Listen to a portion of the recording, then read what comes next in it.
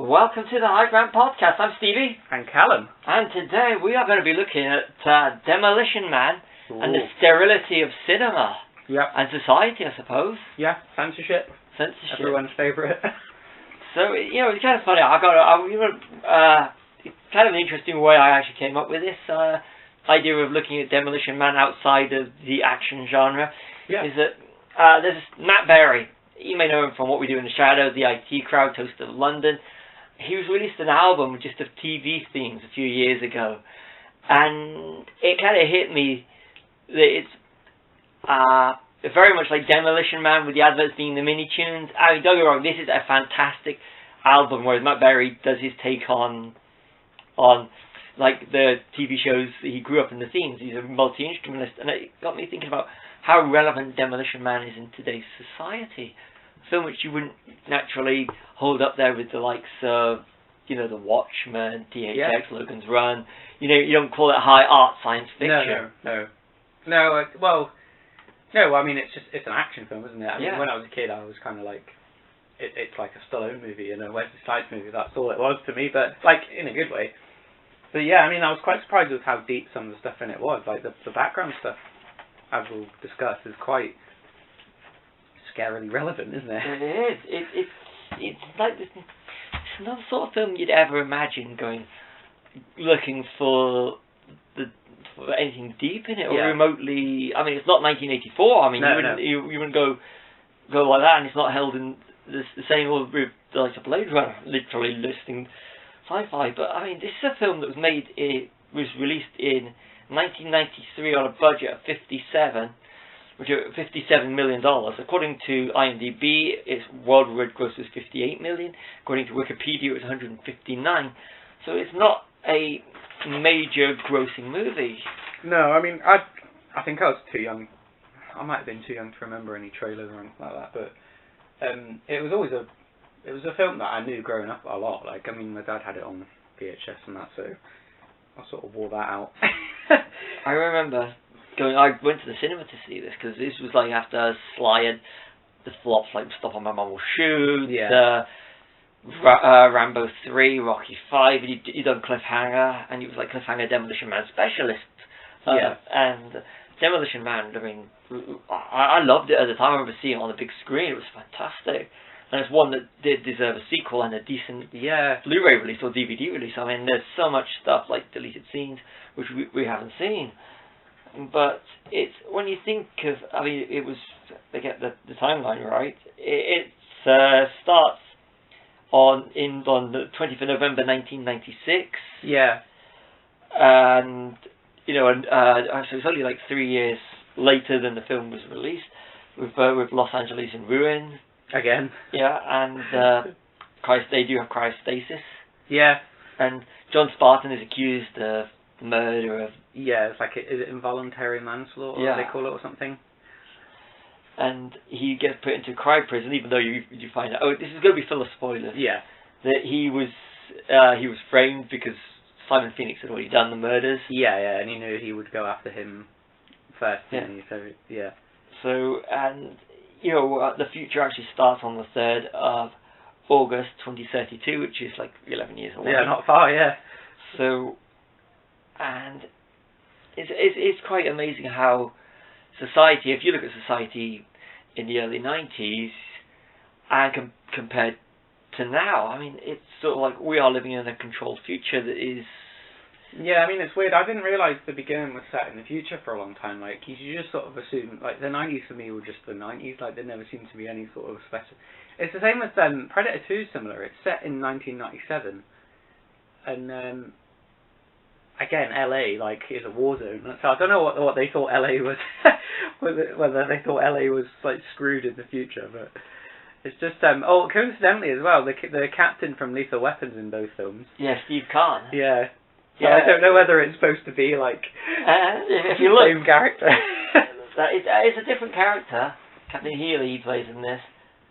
But if you look in the walls, there's a Lethal Weapon poster on the walls. Yeah, it's one of Huxley's collections, isn't it? Yeah, I will. There is her collection in her office does have a lot of interesting stuff. Was that the same year as Lethal Weapon 3? I think it's Weapon. Lethal 3 poster, isn't it? Yeah. Yeah. Yeah, I know Lethal Weapon 2 was 90. Was it Lethal 2 was 89? So it would be the same period. And then Joel Silver was. Yeah, he's producer, isn't he? So yeah, I mean, there's also a Chili Peppers poster, Blood, Sex, Sugar Magic, and one thing I noticed this time round when I watched it last was this Batman and Joker toys. Oh, right, yeah. But Demolition Man is warm. I'd imagine if you pause that scene, there's probably quite a lot. Yeah. If you pause it, yeah. Yeah, I was just looking around our office, just looking for things which but at the time those sort of things were new to us still, and having them on as being, I mean, now we do look towards the 80s and the 90s now for inspiration, not only just. Well, I think the next decade will make it suitable that the 90s is because we've said before, haven't we, that nostalgia works in kind of 20, 30 year periods, doesn't it? So yeah. The 80s saw the 50s as nostalgic, the 90s saw the 70s, and and recently we've been seeing a lot of films set in the 80s, haven't we? Like It Chapter 1 is set in the 80s instead of the 50s, and I think the next decade, it'll be the 90s. So it's quite weird that that they sort of predicted that little cycle in this, because I mean Huxley is kind of like she's obsessed with like the 90s and the violence of the 20th century and all that, isn't she? And what I really do like about this film is when you get those ones where someone sort of, the Rip Van Winkle story where they wake up in the future and they're a person out of time. Well, the villain is as well, and he also doesn't know what the hell's going on, and he's got voices in his head and somehow knows all these passwords and martial arts. And I think that's really cool. I like the fact that it's not just the hero, it's the villain as well. Yeah. They're both sort of thinking, what the hell's going on? And he's a good villain. He is good. Simon Phoenix has been programmed. Yeah.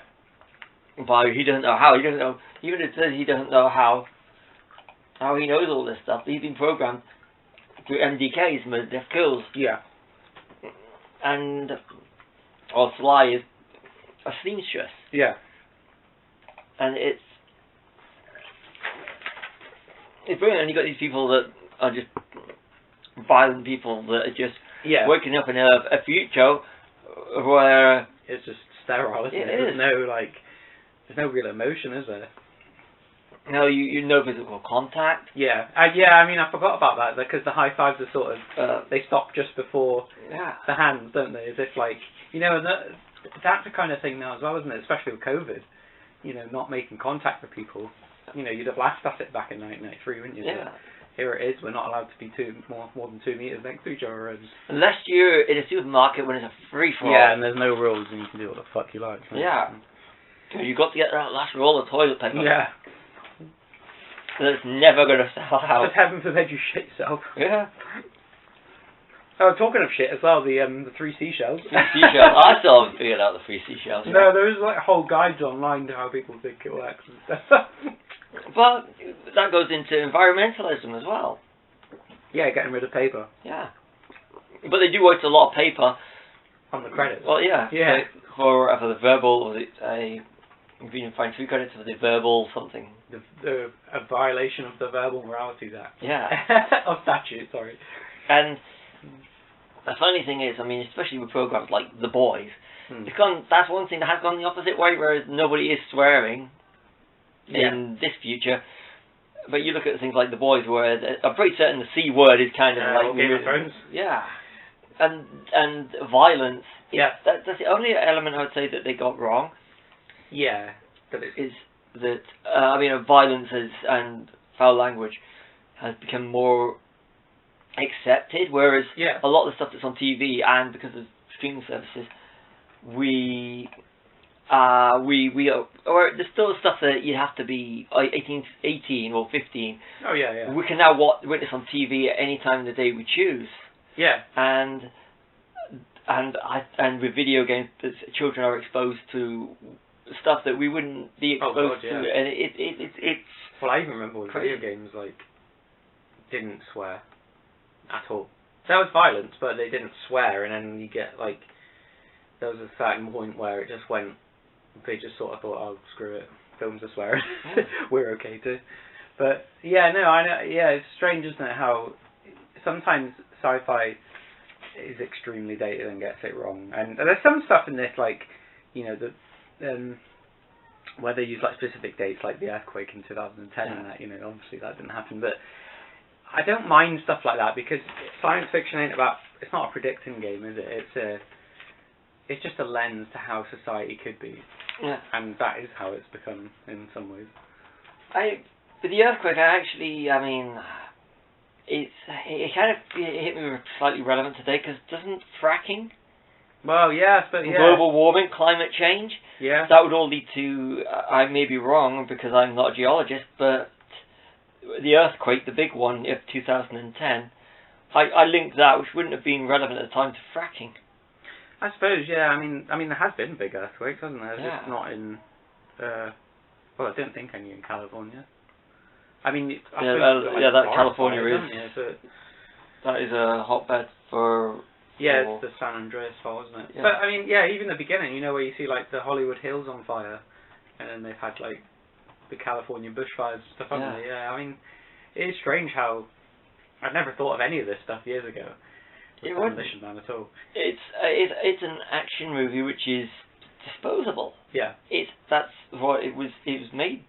Yeah, they were all made to be sort of just digested in 2 hours or an hour and a half, weren't they? And you have a bit of fun, but it's just. I actually wrote. We wrote about the stuff that are outlawed and illegal. I actually wrote them down. Smoking, alcohol, caffeine, contact sports, meat. So everybody's vegetarian in the future. Yes, I'm vegetarian. No. Bad language, chocolate, gasoline, uneducational toys, anything spices, abortion, and pregnancy if you don't have a license. Wow. That is so Orwellian, actually, isn't it? Yeah. I can't just think spicy things. Why spicy things? It's just... I'm screwed. I love spicy food. I like all of that apart from contact sports and abortion. Yeah, no, I'm not a fan of abortion, sorry, but... Yeah, and I mean... Yeah, I mean, we're sort of not far off that. You know, when he makes remarks about, you know, this fascist crap. Yeah. Because, I mean, for all the facts that they're like, there's order and harmony and it's a utopia, essentially, isn't it? They are all dressed like fascists again, aren't they? You know, with the metal sort of... I don't know what they are, like, connects to their glow rods.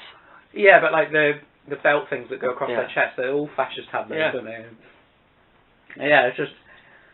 I think that's where, like, the interesting stuff when it comes to play with John Spartan, John Saxon, being sort of frozen in the 90s, and then he wakes up in the 2030s, and you know, when he, like you say, when he asks for a cigarette, and I think he says like Marlboro, and that guy's like, yeah, what's a Marlboro?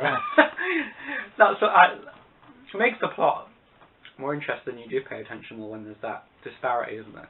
But smoking, you try and outlaw it, but the thing is with tobacco companies is they always find the next thing, so it becomes vaping. Yeah. Which we never would have thought of back then. And plus the government makes money off of it, so they're not going to ban it. God no. No. The other one is when everyone when they're born they have a tracker under the skin. Yeah. And which up until pre-COVID, you're looking at mobile phones, your trackers. Everybody's got a mobile phone, and everybody likes to update their status and where they are. Yeah. Everything. I mean, I can't think of a way you can't be tracked now. And then you've got all these people with the conspiracy theorists, not me, not us, that believe that the COVID vaccine is, they're putting trackers in us, they're putting the trackers in us through the COVID, and it's the people that come up with that one are the ones that are going around with their phones updating their status to where they are. Yeah. Or, my favourite is people that go on holiday, take a picture of the house and say, going on holiday for 2 weeks, can't wait. Yeah. Well done, you just posted a picture of your house online. Yeah, so everybody knows, because someone like you posts that you don't know, that knows someone else, that knows someone else, and hello, you come back to an empty house. Yep. When I say empty, I mean you've been robbed. I don't get people who do that, but everybody likes people to know where they are. And that just amused me, it did. So we are living in a society where goes slightly off. It's like with vampire movies and stuff. I was thinking about that the other day, about nowadays it'd be hard to do something like that, because you'd always there's always going to be somewhere where someone would see you, because everybody's got everywhere. Yeah, that's right. Yeah. And I was like, we always know, as a rule, where everybody is. Yeah. Yeah, I mean, that whole sort of, I think Nigel Hawthorne plays, is it Dr. Cocteau? Raymond Cocteau. Yeah, he's supposed to be the guy that came up with this, like, I presume he's the guy that came up with the whole utopian society thing, but as with all these utopian societies, it's kind of, it's grimy beneath the surface, isn't it? You know, and there's people starving underground. But it's interesting because when you first watch it, you do think Edgar Friendly is the bad guy, don't you? Because that's how they want to frame it for you. And it's just basically how rich people view poor people, isn't it? Even now. Yeah. I mean, it's Donald Trump in charge, isn't it? It's just Donald Trump in charge, isn't it? Yeah. But, I mean, even things like, you know, like political correctness has gone, you know, off the trolley now, isn't it? And, that's crazy. You know, the part where she's talking to the warden on the video, and when she gets to work, the chief of police sort of tells her off for, oh, that was a disturbing things you were saying to the warden earlier. Do you not like harmony and, you know, no chaos and that? And she sort of says, oh, yeah, sorry, thanks for the attitude adjustment, boss, or something like that, isn't it? Yeah. You know, calling like a telling off attitude adjustment. It's just... That is political correctness. Yeah, that is political correctness, isn't it? It's like, we used to call HR personnel, but no, it's HR human resources. Yeah. It is very...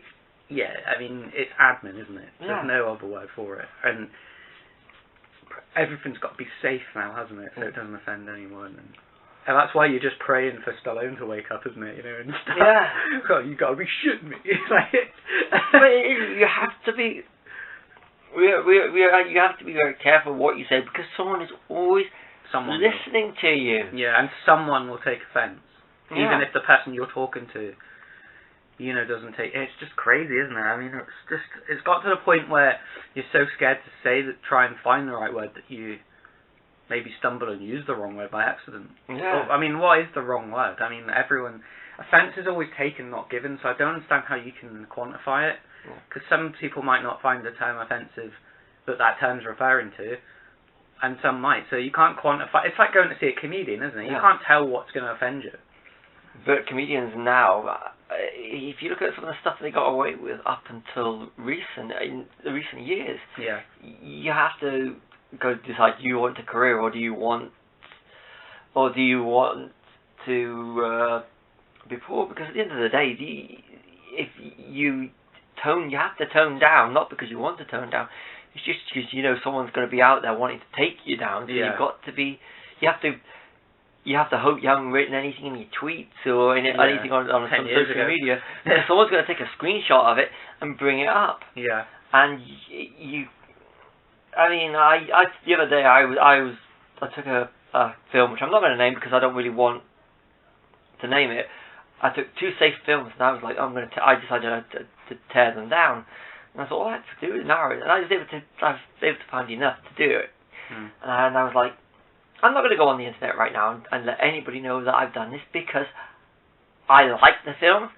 I'm picking holes, but all it takes is one person on a computer just to write, this is this. If you watch this film again, you can see this, and this.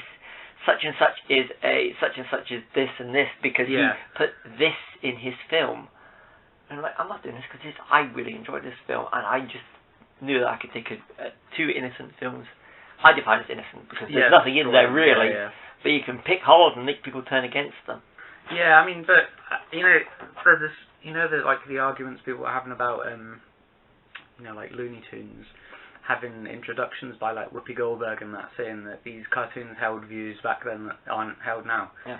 I honestly don't think, like, it's a cartoon, and we like it's fine having that introduction, but I think sort of banning them outright without saying why, or I think that's just fascist censorship. Yeah. Like there's no need for things like the warning at the beginning is fine, because you're saying, oh, there are stuff in here that's offensive, don't watch it if you don't want it. You know, but I like we were saying this earlier, weren't we? Like, I think covering up history is more damning than trying to I don't know, than giving a disclaimer before it. You know, sort of. It would be like having a war film with no swastikas in it. Yeah. You know, lying is way more harmful than, you know, because we've seen how easily fascism can take root recently. Definitely.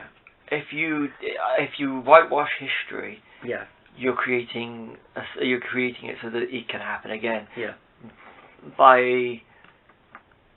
If we don't evolve, you know, if we don't show our evolution as a society, like in the Demolition Man's future, where everything has been banned. Yeah. By not showing all this stuff that happened, it doesn't open up for discussion. So yeah. If you've got a show that's got stuff that's now offensive, and you're talking to children about it, this is how society used to be. This is what we used to do, but we now know it's wrong. Yeah. Just like 50 years from now, we'll say, this is what we used to do then. Yeah. It's wrong. You know, we need to have our history and acknowledge it. Yeah. I mean, look at the British Empire. To whitewash that we were not the British Empire and say, oh, we've always been politically correct, we always did everything right. No, it means that if you whitewash everything and you take everything away that's happened in the past, someone can come along in the future and do it all over again, because there's no point of reference to go back to. Because they've all forgot it. Yeah. Yeah. We need to remember the bad more than we do the good, because that's how things like this don't happen again. Yeah, I mean, you can't just say, oh, I'm not going to show these kids Schindler's List because it's a bit disturbing. And it's a bit offensive towards the Germans. Not every German was like this. Yeah. But these fuckers were. Like, they need, you know, maybe not children, it is a bit quite disturbing, isn't it? But there's no reason you can't be showing it in secondary school, I don't think, because I mean, we watched Saving Private Ryan, and I remember people, like, having to close their eyes at the beginning, and I'd already seen it, but, like, you know, but, just, I mean, when that first came out, I remember everyone saying, you need to watch Saving Private Ryan, like, the beginning's amazing, and I was thinking, what are they on about? Because, I mean, there'd been video games where you play D-Day constantly after that film came out, but I remember, I don't think anything quite tops my experience of seeing that for the first time and being like, wow, how was this a 15? You know?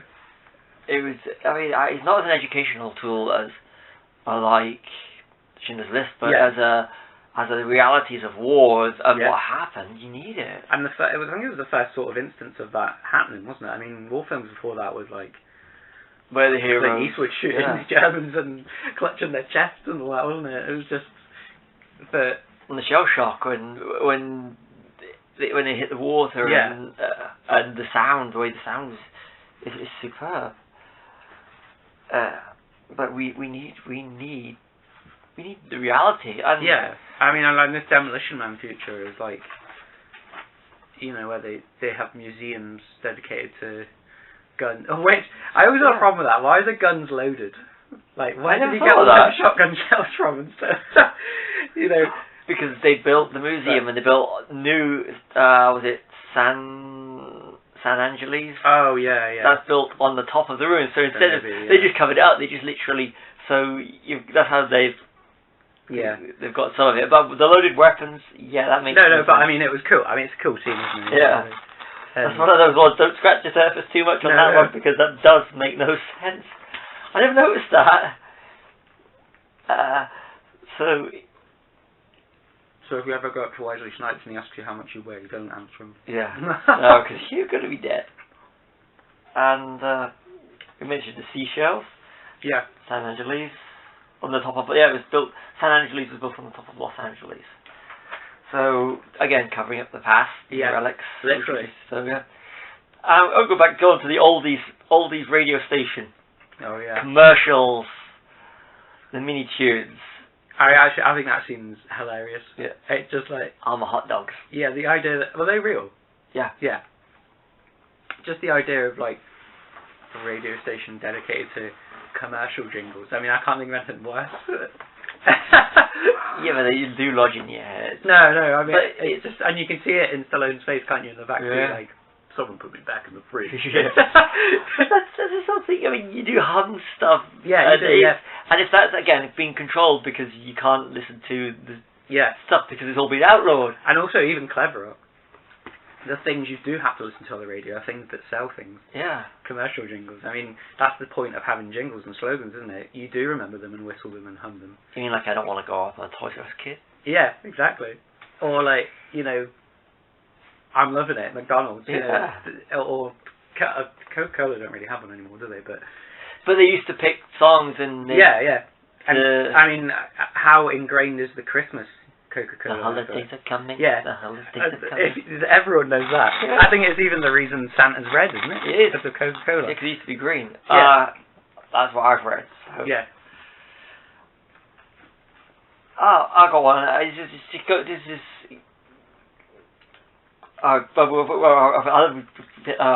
slow down. Sorry.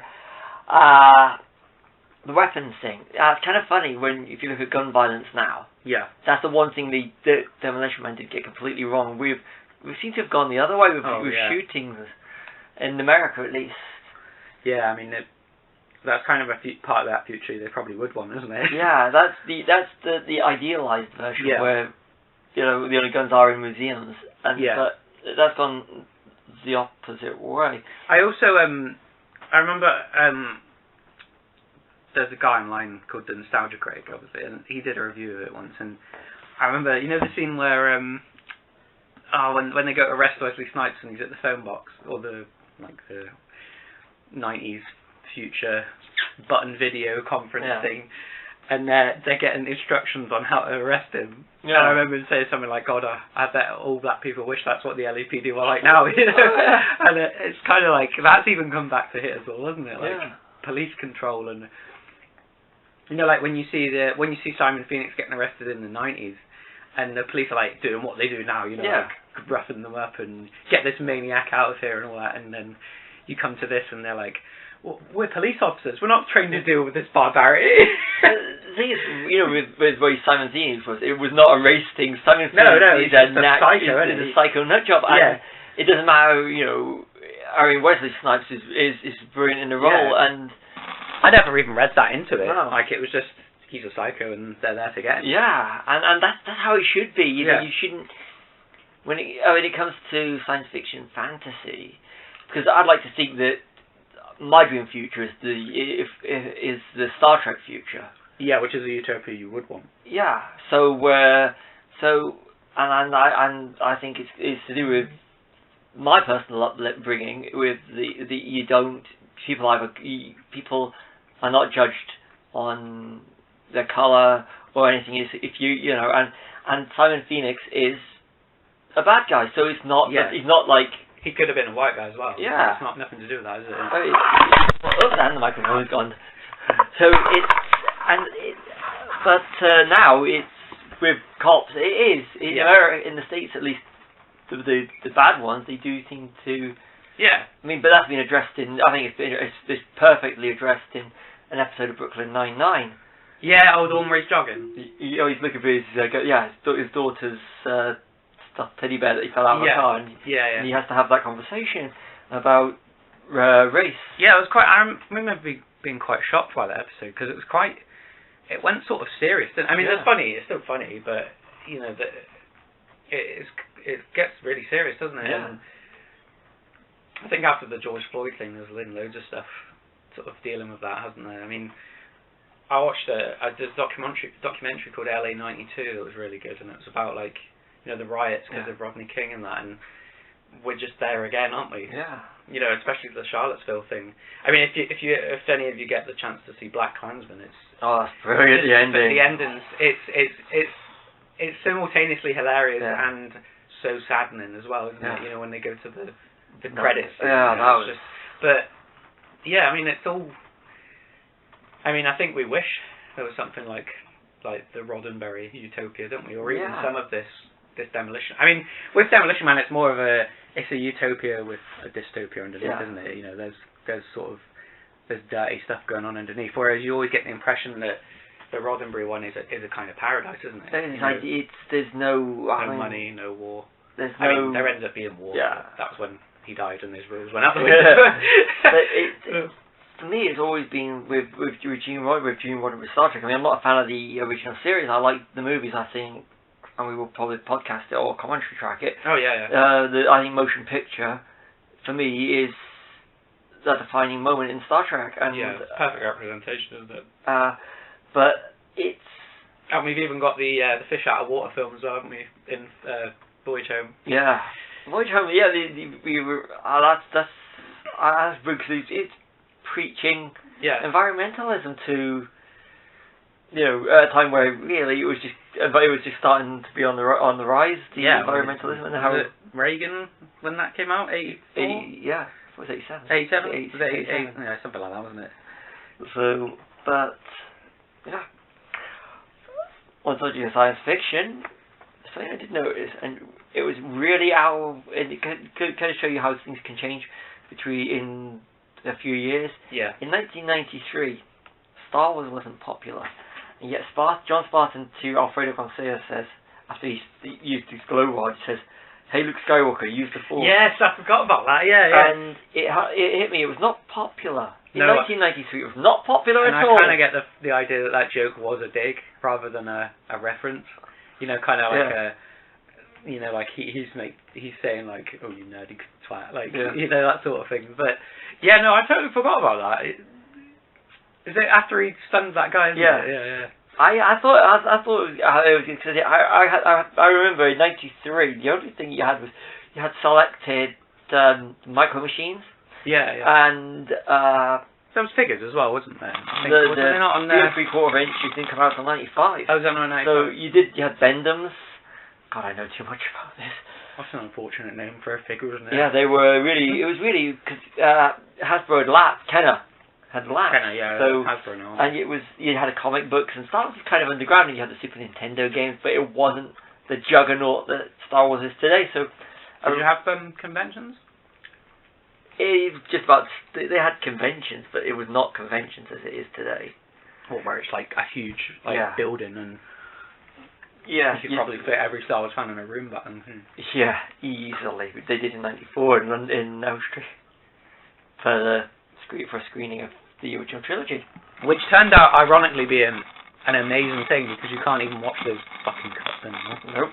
But we will fucking address that somewhere else. We will, and I think we have on. I think that's another.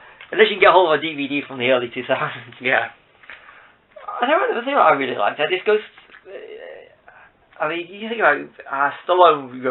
He was always putting one man against the world. If you look at Rambo. Yeah. And it's kind of started to change with Cliffhanger. Then with Demolition Man, you've got a young Sandra Bullock. Yeah. So it's still a buddy movie, which is in the vein of Lethal Weapon. Yeah. Or to some extent, Die Hard. Yeah, that's what. Yeah. Al.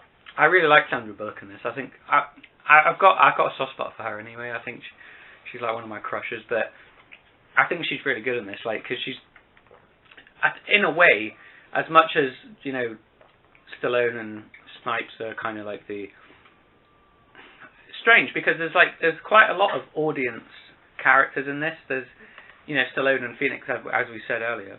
They're kind of like fish out of water. They don't know what the hell's going on. But I think with Huxley as well, she's kind of because she's such a fan of the 20th century and like like the police chief says the violence of the 20th century. That's us, isn't it? That's our entry point. Like she's the one that doesn't feel right in her society kind of thing. And I think she plays that really well. Like because she has that really good sort of naive sort of face on her, doesn't she? Where she plays the like she does in Speed as well. Yeah. That sort. She's really good at that sort of. I don't know. She's not a damsel, but like as a supporting actor person. Yeah. She's really good at that, I think. But she has an idealized version of what it is, Yeah. and how it's like how if we went back to the 60s or 70s, and how our perception we can read books on the subject, but unless you've lived it. It's just He says even the Wild West wasn't like the Wild West. Yeah. When I was just about to say that the scene where she's like, when she's excited about how he fought those guys, and he's like, hurting people's not a good thing. Well, sometimes it is.